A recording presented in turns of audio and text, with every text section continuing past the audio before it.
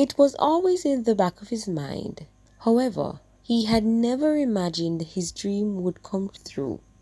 From humble beginnings, back home in Brownstown, St. Anne, Fitzroy Wickham has been consistent in charting a path for success. These trophies, too many to count, are a testimony of Fitzroy's record of accomplishment. Fitzroy is one of 89 recipients across the world to receive the coveted 2020-2021 Rhodes Scholarship Award. He admits he wasn't going to apply until one of his mentors encouraged him to. And I laughed at him. I thought it was funny.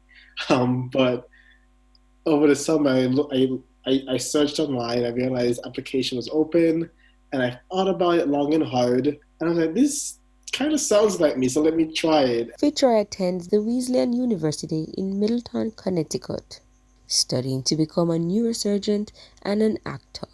Fitzroy says he has always been the type to not limit himself. Left York Castle in 2014 with over 24 subjects at both the CSEC and the Cape level. His drive, he says, was inspired by his mother. From an early age, she would encourage us to read, and from reading a lot, I love learning about new things.